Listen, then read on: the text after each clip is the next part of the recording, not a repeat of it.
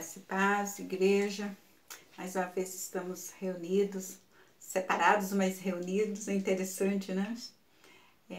Nessa reunião de oração. Cada um na sua casa, no seu lugar preferido, e para estarmos participando da reunião de oração. Vamos estar orando neste momento.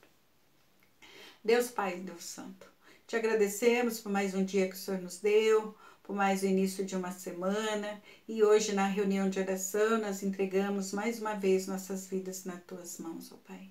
Te agradecemos porque o Senhor tem cuidado de nós, o Senhor tem sido, Pai, gracioso para conosco, e nós te agradecemos pelas bênçãos sem medidas que o Senhor tem derramado.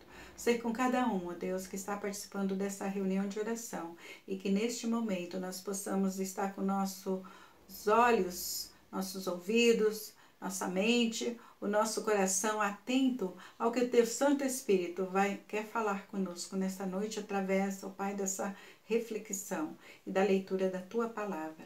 Ser conosco, Deus, te pedimos perdão se há em nós algum caminho mau. Que o Senhor seja conosco, nos perdoe, nos limpe, nos purifique, para que possamos estarmos dignos de estar na tua presença. Ser conosco é que eu te peço e te agradeço, no nome de Jesus. Amém. Amém? Vamos estar abrindo a Bíblia lá em 1 Samuel, capítulo 12. Eu já estou com a minha aberta e vamos estar lendo a partir do versículo 20. Apenas 4 versículos, do 20 ao 24. 1 Samuel, capítulo 12, a partir do versículo 20. Então disse Samuel ao povo: não temais, tendes cometido todo este mal. Mas, no entanto, não vos desvieis de seguir o Senhor, mas servir ao Senhor de todo o vosso coração. 21. Não vos desvieis, pois seguireis coisas vãs, que nada aproveitam e tampouco vos podem livrar, porque vaidade são. Pois o Senhor, por causa do seu grande nome, não desamparará o seu povo, porque aprove ao Senhor fazer-vos o seu povo. Quanto a mim, longe de mim que eu peque contra o Senhor, deixando de orar por vós, antes vos ensinarei o caminho bom e direito. Tão somente, pois, temei o Senhor e servi-o fielmente de todo o vosso coração, pois vede com grandes coisas vos fez. Amém? Que o Senhor abençoe a leitura da sua palavra. Então, nós vamos estar aqui agora compartilhando esse momento. Claro que nós vamos estar falando de oração e baseando no versículo 23. Quanto a mim, longe de mim, que eu peque contra o Senhor, deixando de orar por vós. Antes vos ensinarei o caminho bom e direito. Profeta, né, Samuel, falando ao povo naquela época, naquele momento, e hoje falando conosco, né? Porque deixarmos que nós vamos orar um pelos outros. Esse é o pedido do Senhor. Que nesta noite nós possamos estar abertos ao que o Senhor tem para nos dizer e nos revelar. Vamos estar compartilhando a reflexão neste momento.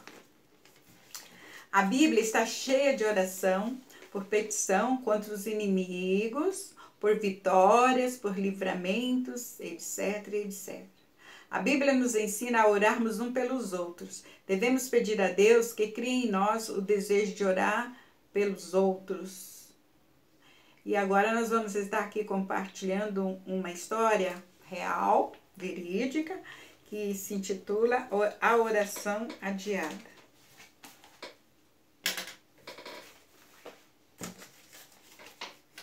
Um grande filósofo, presidente de certa universidade, tinha por praxe chamar um por um dos graduandos ao seu gabinete e orar por eles. Um dia ele encontrou um moço que, ao ser convidado para ajoelhar-se enquanto recebia a oração, recusou fazê-lo.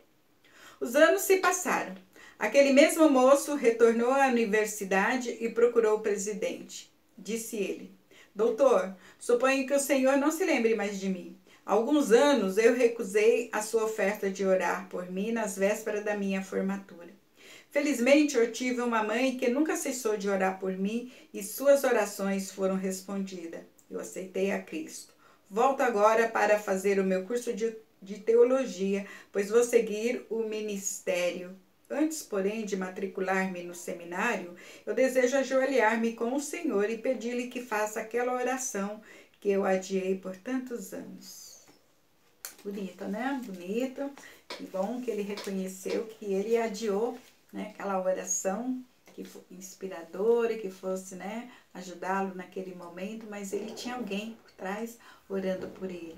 Então aqui nós vemos que quando nós lemos aqui no início que a Bíblia está cheia de oração por proteção contra os inimigos, por vitórias, por livramentos, e etc, etc. Tantos personagens bíblicos que nós vamos orar, lembrar, né, das suas orações, Neemias, Esdra, Moisés, José e Jó.